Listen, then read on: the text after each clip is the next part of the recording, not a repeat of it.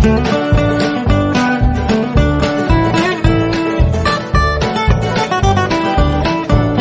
कृष्ण का चचेरा भाई है। एकलव्य और उसे धनुष चलाने वाले अंगूठे को काटने और गुरु द्रोणाचार्य को गुरु दक्षिणा के रूप में पेश करने की कहानी महाभारत की सबसे प्रसिद्ध कहानियों में से एक है। लेकिन कई लोगों को नहीं पता कि इस घटना के बाद उसके साथ क्या हुआ और एकलव्य को कृष्ण ने कैसे और क्यों मारा। आइए इसे समझने की कोशिश करते हैं और पता लगाते हैं कि कृष्ण ने क्यों मारा। एकलव्य निषाद के राजकुमार थे। वे देवश्व के पुत्र थे जो कुंती और वासुदेव के भाई थे। लेकिन कुछ कारणों से जो निर्दिष्ट नहीं है, वह अपने पिता द्वारा अपने शिशु चरण में छोड़ दिया गया था।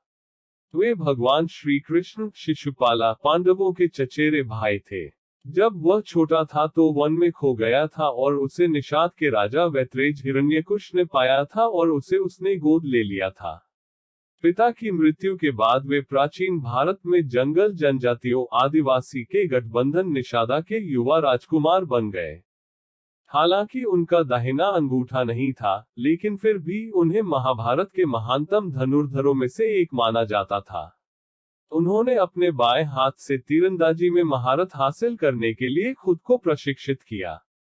कहा जाता है कि वह दुर्योधन का बड़ा दोस्त भी है।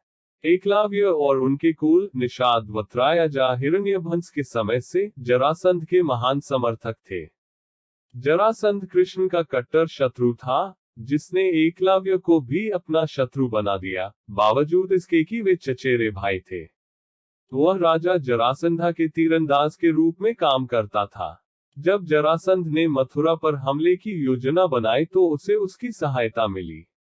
रुक्मिणी विदर्भ के राजा भीष्म की पुत्री थी। वे मगध के राजा जरासंधा के वासंती थे।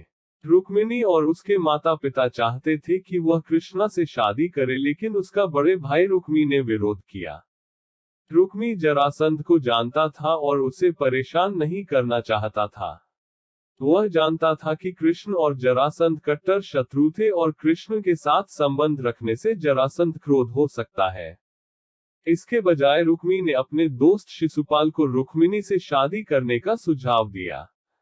जब रुक्मिणी को यह बात पता चल गई तो उसने कृष्ण को विदर्भ आने को कहा। अब इस कहानी के कई संस्करण हैं कि कृष्ण ने एकलव्य को कैसे मारा। कुछ के अनुसार एकलव्य ने रुक्मिणी का पीछा करते हुए जरासंध और शिशुपाला की मदद की, जबकि वह कृष्ण के साथ भागी। इससे चिढ़ते हुए कृष्ण ने एक पत्थर उठाकर एकलव्य पर फेंका, जिससे उसकी मौत हो गई। एक और का कहना है कि युधिष्ठिर के राजसूया याग के दौरान जरासंध को भीमा ने भगवान श्री कृष्ण के सहयोग से मार डाला था। अपने मित्र और राजा की मौत पर आक्रोशित एकलव्य ने कृष्ण जी और हर यादव को मारने का निर्णय लिया। द्वारका पर हमले के दौरान मारा गया था, लेकिन कुछ लोगों का मानना है कि यादवों के खिलाफ इस लड़ाई में वह बच गए और किसी तरह दुर्योधन के दरबार पहुंचे और उनका स्वागत किया। दुर्योधन ने उसे हस्तिनापुरा में सभी वनों का राजा बना दिया। इसलिए दुर्योधन के आदेश के तहत एकलव्य ने कृष्ण के पुत्र सांबा को मारने का प्रयास किया। तब कृष्ण ने एक चट्टान से उसकी खोपड़ी तोड़कर उसे मार डाला। कृष्ण ने एकलव्य को वरदान दिया। यह भी माना जाता है कि कृष्ण ने उनकी मृत्यु पर वरदान दिया कि द्रोणाचार्य को मारने के लिए उनका पुनर्जन्म होगा। तदनुसार उन्होंने द्रावस्था में जन्म लिया और अंत में द्रोणाचार्य को मार डाला। कृष्ण ने एकलव्य को क्यों मारा? द्रोणा पर्व में कृष्ण बताते हैं कि वह जरासंधा, शिशुपाला और एकलव्य जैसे लोगों को मारने देते हैं। उन्होंने कहा कि अगर उन्हें नहीं मारा जाता, तो बाद में युद्ध के दौरान वे कौरवों का पक्ष ले लेते और इससे स्थापना बाधित होती।